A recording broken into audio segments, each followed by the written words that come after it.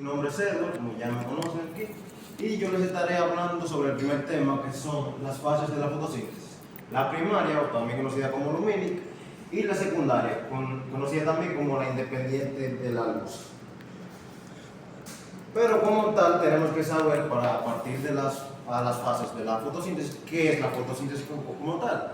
Y lo podemos conocer como el proceso en el cual los organismos fotosintéticos, que en este caso son las plantas, las algas y algunas bacterias, son capaces de convertir la energía lumínica del sol en energía química, en presencia de clorofila y la luz solar. Durante este proceso, el agua se combina con el dióxido de carbono y en presencia de la clorofila, que es ese pigmento que le da la coloración verde a las plantas, a las algas y algunas bacterias, y en presencia de esta, pues se combina liberando lo que es el oxígeno como subproducto. Este proceso es fundamental para la alimentación y liberación de oxígeno de ciertos organismos vegetales.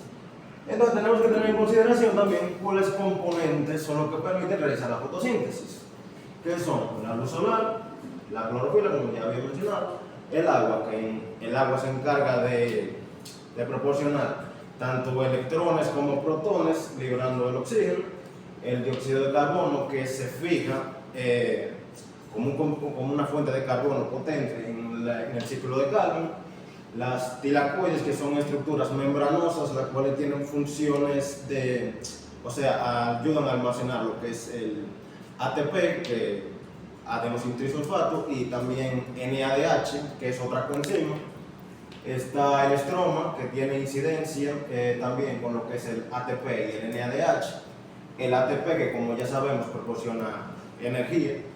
El NADH, la glucosa, que es el producto principal de la fotosíntesis, que es una molécula de azúcar que permite a la planta crecer y desarrollarse, y el oxígeno, como ya había dicho previamente, es el subproducto que se libera al medio ambiente. Entonces aquí vamos ya de lleno con las fases. La fase primaria, también conocida como lumínica, ocurre en la membrana de los tilacoides, dentro del cloroplasto, y depende directamente de la luz solar. Esta es la principal diferencia con la otra fase, que esta depende totalmente de la luz solar. Durante esta fase, la energía lumínica es absorbida por la clorofila y otros pigmentos. No únicamente la clorofila, hay otro pigmento, pero ahora mismo desconozco su nombre. Pero la clorofila va a ser el pigmento principal. Otros pigmentos fotosintéticos, y genera excitación de los electrones.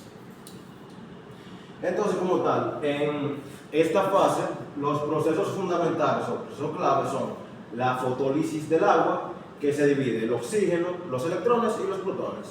Libera el oxígeno como subproducto, como ya había dicho previamente.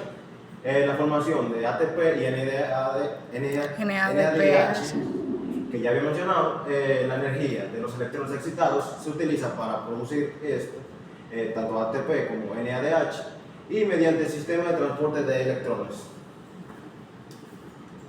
Entonces, la otra fase es la fase secundaria, o también conocida como fase independiente de la luz. Esta se tiene a percibir mal siempre, debido a que se entiende que ocurre en la noche, pero no es así. Esta puede ocurrir en la noche porque no depende de la luz, pero no necesariamente es porque con que haga sombra es suficiente para que se realice. Entonces, esta se lleva a cabo en el estroma del cloroplasto y no depende directamente de la luz, aunque utiliza sus productos generados durante la fase lumínica. Entonces, básicamente podemos decir que la fase lumínica se prepara a lo que es la fase independiente de la luz, con la producción de estos dos amigos, ATP y NADH. En esta fase, el dióxido de carbono es fijado y reducido para formar moléculas orgánicas, como es la principal, la glucosa. Y finalmente, los procesos claves que ocurren en esta fase son la fijación del carbono, CO2, que se combina con la enzima ribosa 1,5 bifosfato, gracias a la enzima Rubis-Q, iniciando el ciclo. También está la reducción, utilizando el NADH y el ATP producen moléculas con energía que se convierten en glucosa. Y finalmente la regeneración del RUBP, que parte de las moléculas generadas en esta para generar más de este, permitiendo que el ciclo continúe. Gracias.